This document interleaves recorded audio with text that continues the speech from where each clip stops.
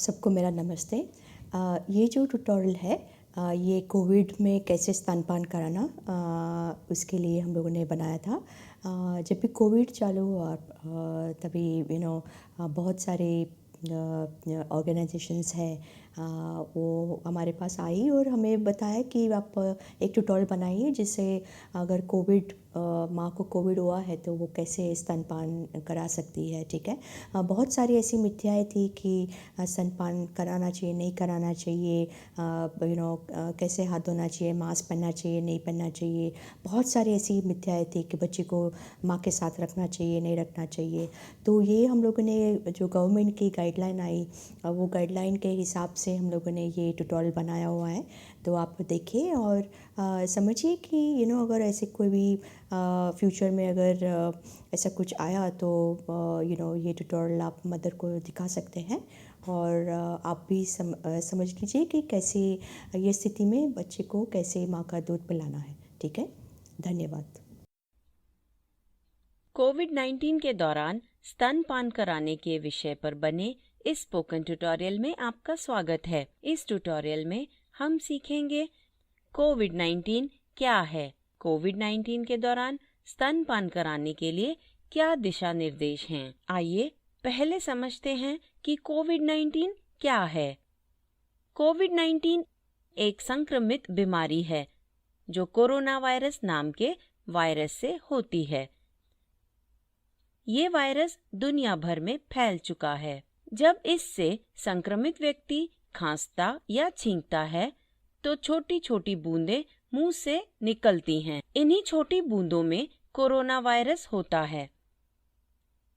यही संक्रमित बूंदें जब किसी दूसरे व्यक्ति के शरीर में प्रवेश करती हैं तो संक्रमण फैलने लगता है। ये संक्रमित बूंदें हवा में 1 से 2 मीटर के दायरे में फैल सकती हैं और किसी सतह पर बैठ जाती हैं, जहां वे कई घंटों या कई दिनों तक जीवित रह सकती हैं। बाकी के लोग उस संक्रमित सतह को अपने हाथों से छूते हैं और फिर अपनी आंखें, नाक या मुंह वे बिना हाथ धोए छू लेते हैं।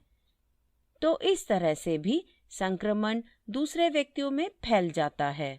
संक्रमित व्यक्ति में बीमारी के लक्षण दिखने से पहले भी वो दूसरे व्यक्तियों में वायरस फैला सकते हैं। इस वायरस के अभी तक गर्भाशय में फैलने के कोई स्पष्ट सबूत नहीं मिले हैं। संक्रमित माँ के दूध में भी ये वायरस अभी तक नहीं पाया गया है और इस वायरस के स्तनपान के जरिए फैलने के भी अभी कोई सबूत नहीं मिले हैं। कोरोना वायरस से संक्रमण के चिकित्सकीय लक्षण अलग अलग हैं। बुखार, खांसी, सांस लेने में तकलीफ, थकान, सर दर्द, गले में तकलीफ ऐसे कुछ आम लक्षण हैं। उल्टी होना, दस्त लगना, छींके और आंख आना कुछ असामान्य लक्षण हैं। ऐसा भी हो सकता है कि संक्रमित व्यक्ति में ऐसे कोई भी लक्षण दिखाई ना दें। नवजात और शिशुओं को कोविड-19 से खतरा कम है। छोटे बच्चों में कोविड-19 के बहुत कम पक्के केस सामने आए हैं। अधिकतर संक्रमित शिशुओं में वायरस के कम से कम या कोई भी लक्षण नहीं पाए गए हैं। चलिए अब कोविड-19 के दौरान स्तनपान कराने के लिए जरूरी दिशा निर्देशों पर बात करते हैं। स्तनपान सभी शिशुओं के लिए बहुत जरूरी है। इसमें कोविड-19 से संदिग्ध या संक्रमित माँओं से जन्म लेने वाले शिशु भी शामिल हैं और इसमें वे शिशु भी शामिल हैं जो कोविड-19 से संक्रमित या संदिग्ध हैं। सभी शिशुओं को शिशु आहार दिशा निर्देशों के मानकों के हिसाब से आहार मिलना चाहिए। शिशु के जन्म के 1 घंटे के भीतर ही स्तनपान की शुरुआत हो जानी चाहिए और 6 महीने तक सिर्फ स्तनपान जारी रखना चाहिए। यदि जरूरी हो तो माँ के स्तन से निकाला हुआ दूध भी शिशु को पिलाया जा सकता है। शिशु के 6 महीने की उम्र पूरी होने पर पूरक आहार की शुरुआत करनी चाहिए और स्तनपान शिशु के 2 साल का होने तक जारी रखना चाहिए। स्तनपान कराना, स्तनों से निकाला हुआ दूध पिलाना और पूरक आहार खिलाना जरूरी कौशल हैं। हमारे दूसरे ट्यूटोरियल में इन विषयों पर बात की गई है।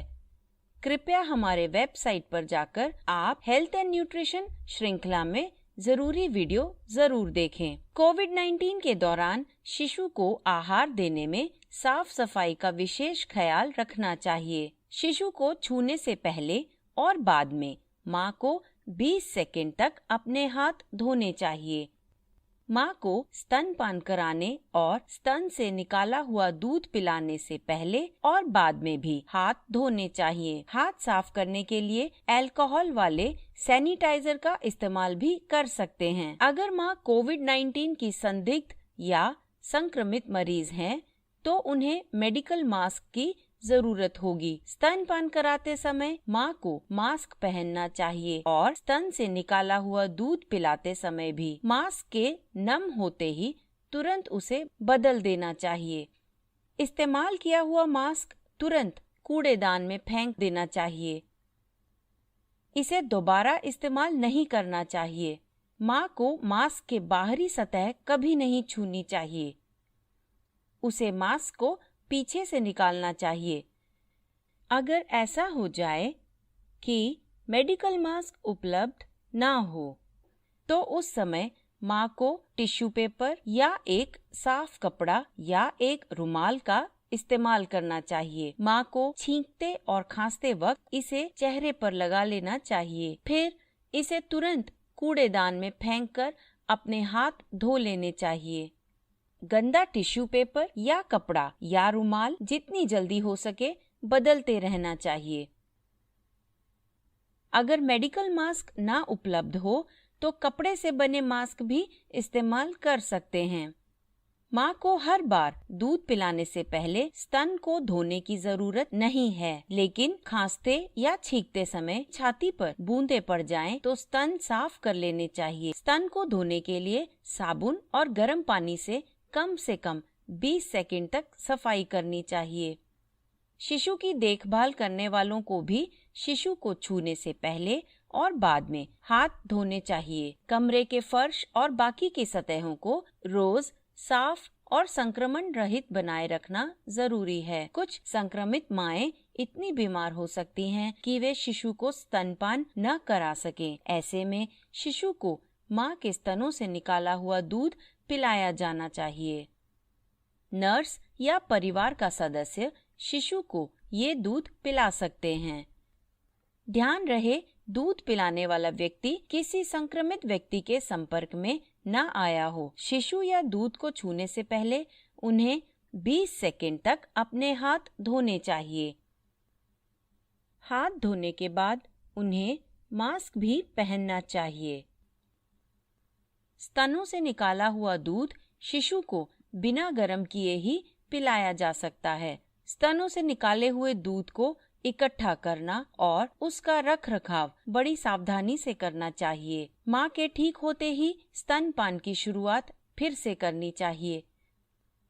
अगर संक्रमित माएं ज्यादा बीमार हो और स्तनों से दूध ना निकाला जा सके, तो शिशु को पोषण देने के लिए दूसरे विकल्पों का उपयोग कर सकते हैं। कोशिश करें दानी माँ का दूध किसी माँओं के दूध इकट्ठा करने वाले बैंक में मिल सके। शिशु को दूसरी माँ का दूध पिलाते रहना चाहिए जब तक उसकी माँ ठीक ना हो जाए। अगर किसी और माँ का दूध ना मिल सके तो माँ के ठीक होने तक वेट नर्सिंग का इस्तेमाल कर सकते हैं।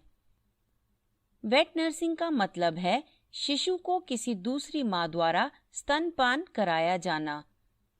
अगर वेट नर्सिंग ना हो सके तो शिशु को पशु का दूध पिलाया जा सकता है। हमेशा पशु का दूध उबालकर ही शिशु को पिलाना चाहिए। साथ ही इन सभी विकल्पों पर अपने स्वास्थ्य सेवक की सलाह जरूर लें।